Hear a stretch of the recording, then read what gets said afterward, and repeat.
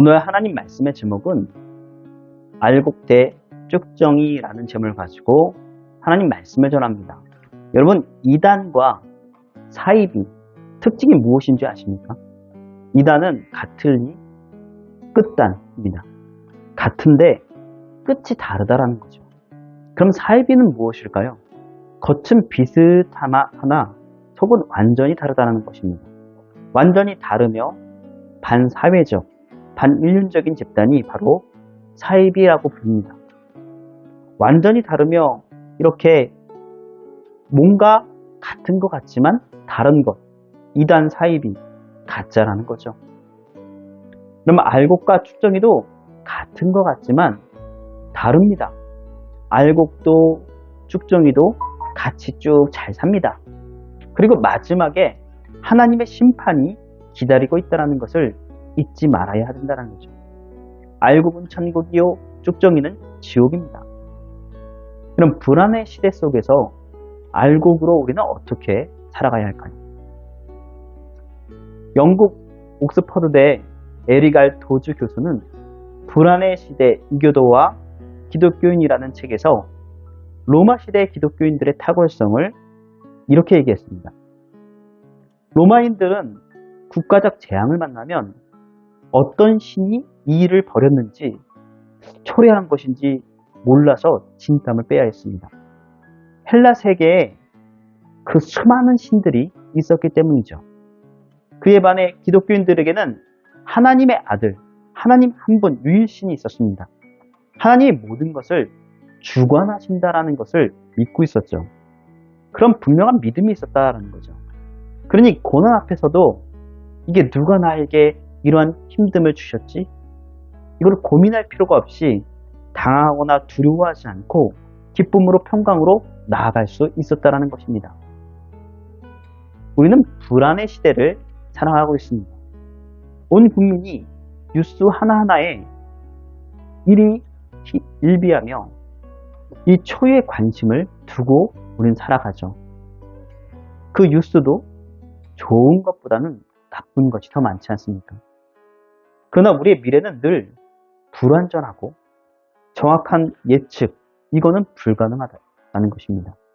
그럼 참된 기독교인이라면 이 모든 상황을 주관하시는 하나님 그분께 우리는 믿고 맡기고 나아가야 될 줄 믿습니다. 참 평강의 왕으로 오신 그 예수님, 그 예수님을 우리는 바라봐야 합니다. 혼란과 격동의 시기에 그것을 지나고 있지만 우리는 그 많은 사람들 중에, 많은 환경들 속에 우리는 경배와 감사할 수 있는 이유를 잃어버리는 자가 아니라 찾는 자, 믿음의 사람이 되시기를 원합니다. 그럼 요즘에 큰 이슈가 있죠. 대통령 탄핵 문제. 그럼 목회자 67%가 탄핵에 찬성한다고 합니다. 반대가 28%라고 하죠. 그럼 탄핵해야 맞는 건지, 안 해야 맞는 건지, 이것에 헷갈리는 혼란의 시대, 불안의 시대를 우리는 살고 있다는 거죠. 그럼 계엄 사태, 이것을 해결하기 위해서 가장 바람직한 조치는 탄핵이 38%, 하야가 29%, 임기 단축이 13%, 임기 완주가 17%입니다. 그리고 마지막으로 한국교회가 어떤 자세를 취해야 하는가를 물어보았습니다. 성명서 등 적극적인 입장을 표명해야 된다. 58%, 정치적 그 행동을 조금 자제해야 된다. 36%라고 합니다. 전반적으로 찬성이며 적극적으로 나서야 된다라는 거죠. 기독교 윤리 실천 운동의 공동대표인 실천신학 대학원 대학교의 목회 사회학에 있는 조성돈 교수님은 이렇게 얘기했습니다. 이 문제에 대해서. 대통령 퇴진 문제는 정치권이나 시민사회 차원에서 정리돼야 될 문제입니다. 그리고 교회가 찬반 한쪽에 힘을 보태겠다고 나설 필요는 없어 보입니다. 계엄 사태로 상처받은 이들을 품고 약자를 대변하는 일에 집중해야 될 때입니다. 정권 창출이나 권력 다툼에 교회가 휘말려서는 안 된다고 당부하였습니다. 여러분, 저는 어떤 정치적인 이야기를 하려고 하는 것이 아닙니다. 정치 이슈 하나를 가지고 이 세상이 불안의 시대를 우리가 살고 있다는 것을 우리는 알려주는 거죠. 그럼 우리는 이 불안의 시대에 어떻게 우리가 판단하고 살아가야 될까? 고뇌하며 어떤 것이 참인지 거짓인지 뒤죽박죽인 이 불안의 시대에서 우리가 어떻게 그것을 헤쳐나가야 될지 고민해 보라는 것입니다. 그럼 이런 상황에서 성경은 무엇이라고 말할까요? 고민하고 결정하라는 것입니다. 우리 세상을 살 때에도 방임하고 방치하고 방관하고 과잉해서는 몰입해서는 안 됩니다. 혹 인간일지라도 우리가 인간이라서 잘못된 선택을 할 수도 있습니다. 잘못된 방향으로 나아갈 수도 있습니다. 뭐가 옳은지 모르니까요. 고민하다 보고 그리고 결정하라는 거죠. 그 기준이 무엇이라고요? 성경이라고 하는 것입니다.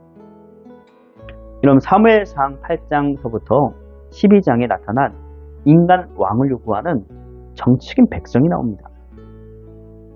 인간은 누구나 나를 리드해주고 그 다음에 이끌어 주었으면 하는 욕망을 가지고 있죠. 그래서 항상 무리 중에 한 사람은 리더가 되고 합니다. 어떤 사람은 족장이 되고 어떤 사람은 대통령이 되고 어떤 사람은 그 중심의 조장이 되고 두세 사람 모이면 그 한 사람은 리더가 되기 마련이죠. 여기서 중요한 것은 무엇이냐면 하나님이 인간 왕을 요구한 것을 탐탁하게 여기지 않았다는 사실입니다. 왜 그랬을까요? 요구한 것이 잘못됐을까요? 완전히 잘못된 요구여서 그랬을까요? 그 이유는 타당성이 있습니다. 지금 사무엘이 늙어서 직무 수행을 제대로 할 수 없습니다. 그리고 그 사무엘의 뜻을 이어받아야 할 두 아들이 하나님을 모르는 자처럼 행동합니다. 문제가 골마 터져서 지금 얘기하는 건데 타당성이 있다는 거죠. 그러니 왕의 제도가 필요하다는 백성의 말은 일리가 있습니다. 그런데 백성의 내면의 이유는 무엇이냐면 드러내지 않았습니다. 그것은 무엇이냐면 하나님보다 자신을 더 높이는 거죠. 어떻게 높이느냐? 하나님 없이도 우리는 살 수 있습니다. 이런 바탕을 깔고 있다는 것입니다. 하나님 없이 살 수 있는 세상은 존재하지 않습니다. 망합니다.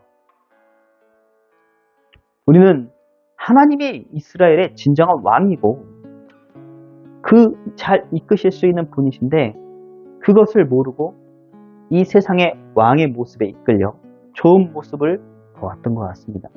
그래서 가까이 가보지도 못하고 겁만 핥기죠. 그 왕의 그것을 들어옴으로써 얼마나 힘들고 어려운 상황이 벌어질지를 그들은 모르고 있었습니다. 그래서 그것의 피해에 대해서 다 알려주었지만 그들은 오케이를 했죠. 하나님도 그것에 대해서 그냥 탐탁스럽지는 않지만 허락하셨습니다. 여러분, 우리는 이 세상에서 불안의 시대에서 알곡과 쭉정이, 알곡으로 살아가야 되는데 알곡과 쭉정이의 차이는 무엇일까요?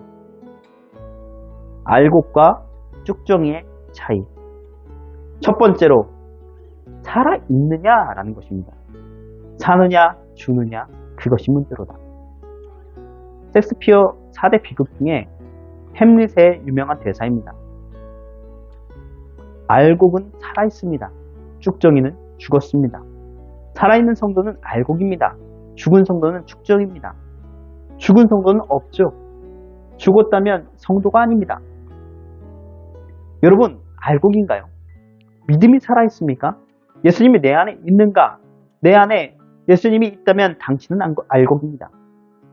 요한복음 5장 12절 말씀에 아들이 있는 자에게는 생명이 있고 하나님의 아들이 없는 자에게는 생명이 없느니라 라고 얘기하고 있습니다. 우리 안에 예수님이 계시다면 우리는 살아있는 자입니다. 우리는 내 안에서 삼위일체 하나님을 인식하며 교제하며 살아가야 되죠. 죽은 물고기는 물이 흘러가는 대로 둥둥 떠내려가다가 분해되고 맙니다. 살아있는 물고기는 물속에서 자신의 원하는 대로 그것을 가르며 이동할 수 있습니다. 때로는 물의 흐름에 맡겨서, 때로는 역으로 거슬러 올라가는 힘이 있죠. 로마서 12장 2절 말씀에는 너는 이 세대를 본받지 말고 오직 마음을 새롭게 함으로 변화를 받아 하나님의 선하시고 기뻐하시고 온전한 뜻이 무엇인지 분별하도록 하라 라고 얘기하고 있습니다. 우리는 세상에 분별하는 자가 되어야 됩니다. 분별하는 자체가 있다는 그 자체가 살아있다는 증표죠. 야고보서 2장 14절과 17절 말씀에 보면 내 형제들아 만일 사람이 믿음이 있노라 하고 행함이 없으면 무슨 유익이 있으리요. 그 믿음이 능히 자기를 구원하겠느냐. 17절에 이와 같이 행함이 없는 믿음은 그 자체가 죽은 것이니라 얘기하고 있습니다. 우리는 믿음으로 산다라고 한다면 반드시 믿음의 역사가 일어남을 우리는 믿어야 됩니다. 믿음대로 사는 성도가 살아있는 성도, 그것이 알곡이라는 거죠. 알곡과 쭉정이의 차이는 두 번째, 고개를 숙이는가입니다. 알곡의 특징은 고개를 숙이는 것입니다. 쭉정이는 절대로 고개를 숙이지 않죠.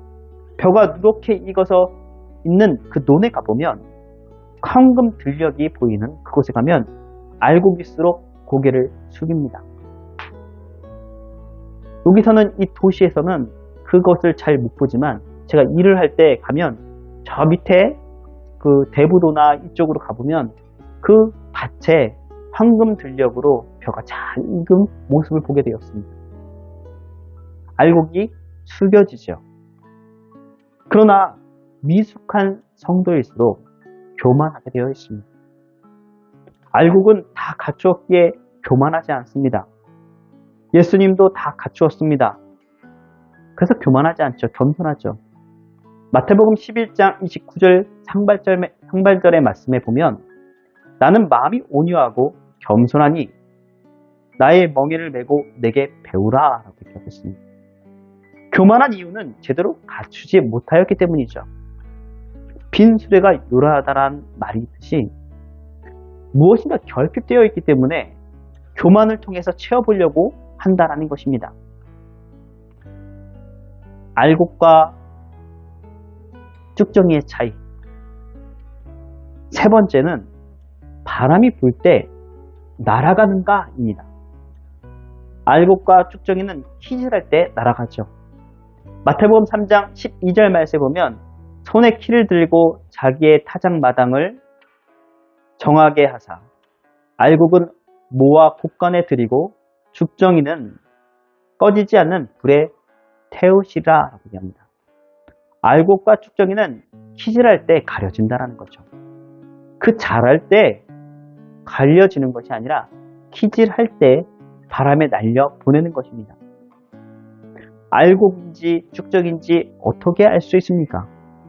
인생의 세찬 풍파가 불어오면 가려집니다. 알곡이면 바람을 견디고 쭉정이면 그 바람을 견디지 못하고 날아가 버리죠. 그럼 날아가지 않는 비결이 무엇입니까? 무거우면 됩니다. 알곡, 즉 살아있는 성도는 영적으로 무거워야 된다는 거죠. 영적인 곳에 무엇을 채워 넣어야 된다는 거죠. 말씀을 채우고 기도로 채우고 믿음으로 채우고 은혜로 채우고 꽉꽉 채워지면 무거운 알곡 성도가 됩니다. 그러면 어떤 환난과 풍파가 와도 요동하지 않고 흔들리지 않죠. 이런 노인과 바다를 쓴 미국의 유명한 문학가 해밍웨이가 있죠. 그 사람은 기독교 집안에서 살았습니다. 그의 할아버지는 미국의 위대한 전도자 무디와 아주 가까운 막역한 사이였습니다. 그러나 노벨상을 받고 세계적인 인물이 되자 허밍웨이는 믿음 생활을 접었습니다. 그러자 그의 어머니가 그를 불러서 야단쳤죠. 너 그렇게 하면 망한다. 세상에는 잠시 그것을 성공할지는 몰라도 하나님 앞에 가면 내 인생은 영원히 망할 거야. 어머니의 경고에도 불구하고 허밍웨이는 하나님 앞에 온전히 서지 못하였습니다. 결국 그는 아프리카 킬라만자산에서 그 여행하는 도중에 권총으로 머리를 쏘아 자살했다고 합니다. 그리고 그는 유서를 남겼는데요. 잘 들어보면 그는 모든 것을 가진 사람처럼 보이잖아요. 나는 전지약이 떨어지고 필라멘트가 끊어진 진공관처럼 공허하다. 나의 인생은 텅 비어있다. 나에게는 어떤 소망도 없다. 노벨상 작가의 유서입니다. 화려한 인생, 유명한 문학가. 어떻게 보면 그는 세상에서 부족할 것이 아무것도 없어 보이지만 알곡이 아니었던 거죠. 여러분, 알곡은 풍성해지지만 쭉정이는 텅 빈 인생, 험한 인생이 되고 맙니다. 그 풍파에 넘어지고 쓰러지고 자살하고 그런 인생이 되어버린다는 거죠. 여러분 속에 말씀과 믿음, 은혜로 가득 채워야 될 줄 믿습니다. 우리는 알곡이 되어야 합니다. 요한복음 14장 4절에서 5절 말씀 보면 내 안에 거하라. 나도 너희 안에 거하리라. 가지가 포도나무에 붙어있지 아니하면 스스로 열매를 낼 수 없는 것 같이 없음같이 너희도 내 안에 있지 아니하면 그러하리라. 나는 포도나무여 너희는 가지라. 내가 내 안에 내가 그 안에 거하면 사람이 열매를 맺나니 나를 떠나서는 너희가 아무것도 할 수 없음이라. 내가 알곡 성도인지 쭉정이 성도인지 아는 방법이 있습니다. 첫째는 예수님께 딱 붙어 있어야 되고, 둘째는 거친 풍파를 맞아야 합니다. 그래야 알곡인지 쭉정인지 알 수 있습니다. 다시 한번 우리가 들어보겠습니다. 알곡인지 쭉정인지 아는 방법, 첫 번째 따라하십시오. 첫째, 네. 예수님께 붙어 있어야 한다. 예수님께 붙어 있어야 한다. 둘째, 네. 거친 풍파를 맞아야 한다. 거친 풍파를 맞아야 한다. 그래야 알곡인지 쭉정인지 알 수 있습니다. 여기가 핵심 포인트니 이제 집중해서 여러분들이 하나님 말씀을 들었으면 좋겠습니다. 하나는 예수님께 붙어 있어야 합니다. 그럼 예수님은 포도나무고 우리는 가지입니다. 가지가 사는 길은 단 한 가지, 포도나무에 딱 붙어 있어야지 됩니다. 그럼 예수님께 붙어 있으면 우리는 알곡 신자가 된다는 거죠. 죽어도 예수님을 떠나지 마시기 바랍니다. 떨어지면 죽습니다. 요한복음 15장 6절 말씀에 사람이 내 안에 거하지 않으면 가지처럼 밖에 버려져 마르나니 사람들이 그것을 모아다가 불에 던져 사르느니라 라고 얘기하고 있습니다. 또 하나는 거친 풍파를 맞아야 합니다. 세계 최초의 최고의 명품 바이올린이 있습니다. 그걸 만드는 재료가 있는데요. 그 나무 재료가 무엇인지 아십니까? 무릎 꿇는 가뭄비 나무라고 합니다. 세계에서 두 번째로 긴 산맥인 북아메리카에 있는 로키 산맥이죠. 그럼 그 산맥은 3000m 높게 올라가면서 수목 한계선이 있습니다. 수목 한계선이란 이보다 더 높으면 나무가 살 수 없다는 거죠. 그 한계선 그 지점에 있는 나무들은 아주 강한 바람을 견뎌야 하기 때문에 정상적으로 서 있을 수가 없습니다. 그래서 그 나무가 무릎을 꿇듯이 이렇게 딱 붙어가지고 거기에 자라나죠. 그래서 무릎을 꿇는 형태로 자란다고 해서 그 모양을 다 하고 있는데 가붐비 나무가 세계 최고의 명품 바이올린 재료가 된다고 합니다. 강한 바람을 맞고 무서운 추위를 견딘 것이 명품이 된다는 거죠. 여러분, 우리의 믿음도 마찬가지입니다. 우리는 언제 강해지고 언제 온전해집니까? 모든 것이 형통할 때인가요? 잘 될 때인가요? 만사 편할 때인가요? 사실 거센 풍파가 있을 때 우리의 믿음은 강해지고 온전해집니다. 언제 우리의 믿음이 명품 믿음이 되고 알고 믿음이 됩니까? 인생의 추운 겨울을 잘 보낼 때입니다. 여러분의 인생길이 험난하고 힘들고 길이 막혔다고 생각하지 마십시오. 일이 안 풀린다고 낙심하지 마십시오. 나에게 고통이 밀려온다고 너무 불평하지 마십시오. 그때가 바로 당신은 그 인생, 그것을 명품으로 만들 때인 줄 믿습니다. 그럼 세계적인 석학인 C.S. 루이스는 이렇게 말했습니다. 사람들은 무서운 일이 일어나기 전에는 하나님께 귀를 기울이지 않는 습성이 남아 있습니다. 그러므로 고통이란 귀머거리에게 알아듣도록 하는 하나님의 확성기다 라고 얘기합니다.